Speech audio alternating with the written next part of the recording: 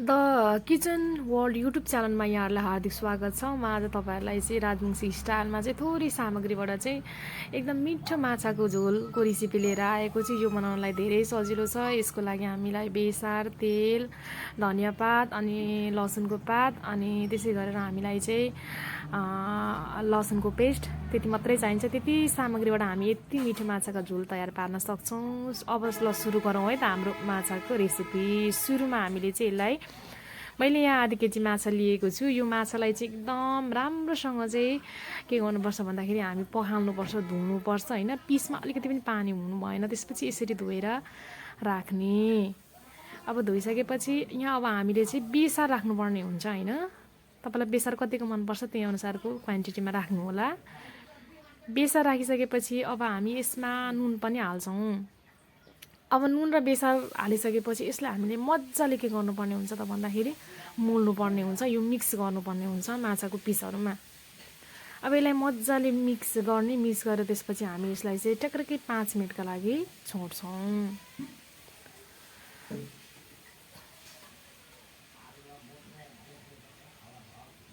मजाले मिक्स गर्ने एकदम बेसारहरू सबै पिसमा पुग्ने गरी। अनि त्यसपछि अब हामी यता चाहिँ के गर्छौँ भन्दाखेरि कराई तताउँछौँ। कराईमा तेल तताएर हामी कराईमा के गर्छौँ भन्दाखेरि चाहिँ तोरीको तेल हाल्छौँ।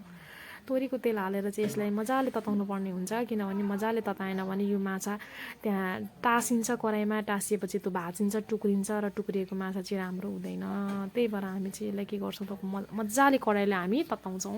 तताएर अब हामी यहाँ माछाका पिसहरू हाल्छौँ। हामी यहाँ तेलमा माछाको पिसहरू हालेर यसलाई के गर्छौँ भन्दाखेरि चाहिँ मजाले थोरै थोरै आगोमा हामी के गर्छौँ त यसलाई फ्राई गर्छौँ। अनि अब यो फ्राई गर्छौँ, उल्टै पुल्टै फ्राई गर्छौँ। त्यसपछि फ्राई गरिसकेपछि यसलाई हामी त्यहाँ तेलबाट निकाल्छौँ। अब निकालिसकेपछि हेर्नुहोस् त कस्तो राम्रो फ्राई भएको छ। तपाईँहरूले पनि यसरी फ्राई गर्न सक्नुहुनेछ। त्यसपछि बाँकी भएको तेल हामीले नफालिकन त्यो तेलमा चाहिँ हामीले के गर्नुपर्छ त भन्दाखेरि प्याजलाई हाल्नुपर्छ। प्याज हालिसकेपछि यो प्याजलाई अलिकति हामीले के गर्नुपर्छ त भन्दाखेरि फ्राई गर्नुपर्ने हुन्छ। प्याजलाई डढाउनु चाहिँ हुँदैन होइन। बिस्तारै थोरै आगोमा चाहिँ मजाले के गर्ने त भन्दाखेरि प्याजलाई फ्राई गर्ने। फ्राई गरिसकेपछि यहाँनिर फेरि हरियो खुर्सानी हामीले हाल्ने।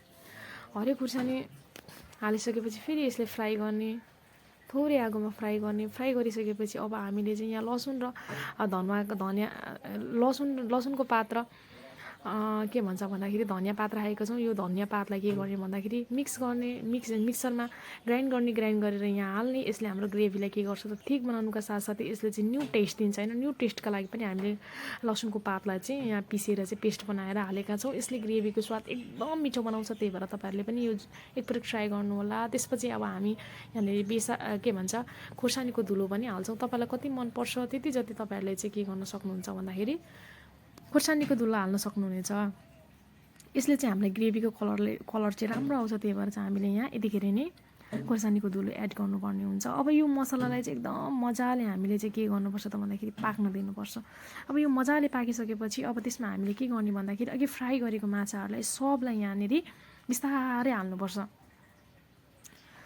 यो म हाल्दैछु होइन। तपाईँहरूले पनि यसरी हाल्नुहोस् होइन। यसरी हालिसकेपछि चाहिँ के गर्ने भन्दाखेरि अब मजाले यसलाई के गर्नुपर्छ त्यो मसला यहाँ माछाभित्रको पिसहरूमा पस्ने गरी चाहिँ मजाले के गर्नुपर्छ त भन्दाखेरि फ्राई गर्नुपर्ने हुन्छ। फेरि एकछिन फ्राई गरिसकेपछि यस्तो रातो हुन्छ। यस्तो रातो भइसकेपछि अब हामी यसमा के गर्छौँ भन्दाखेरि ग्रेभीको लागि पानी एड गर्छौँ। तपाईँलाई कतिको ग्रेभी मनपर्छ त्यही अनुसारको पानी हाल्न सक्नुहुनेछ।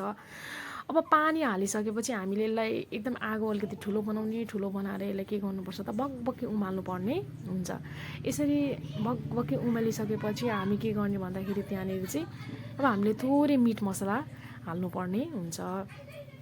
थोरै मिट मसला हालिसकेपछि अब के गर्ने भन्दाखेरि यहाँनिर हामी लास्टमा के गर्छौँ भन्दाखेरि चाहिँ अब फेरि हामी अलिकति यसलाई बोइल गर्छौँ। बोइल गरिसकेपछि अब हामी धनियाँ पात माथि एकदम स्मेलको लागि मिठो बास्नाको लागि हामी धनियाँ पात पनि एड गर्छौँ। धनियाँ पात एड गरिसकेपछि थोरै यसलाई बोइल हुन दिने। अनि बोइल भइसकेपछि हाम्रो के हुन्छ त भन्दाखेरि माछाको झोल राजवंशी स्टाइलमा माछाको झोल एकदम रेडी हुन्छ। यो एकदम मिठो हुन्छ। तपाईँहरू सबैले एकचोटि ट्राई गर्नु होला। हेर्नु त माछाको झोल कस्तो पाकेको छ यहाँनिर होइन। तपाईँहरूले पनि यसलाई एकचोटि सबैजनाले ट्राई गर्नु होला। थोरै सामग्रीबाट बनाउन सकिन्छ, यसका लागि धेरै सामग्री पनि चाहिँदैन।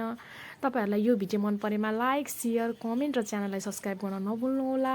के तपाईलाई यो सम्बन्धी केही नबुझ्नु भएका कुराहरू छन् भने कमेन्ट अवश्य पनि गर्नु होला। म तपाईको कमेन्टको रेस्पोन्स गर्नेछु। अनि थ्यांक यू फर वाचिङ।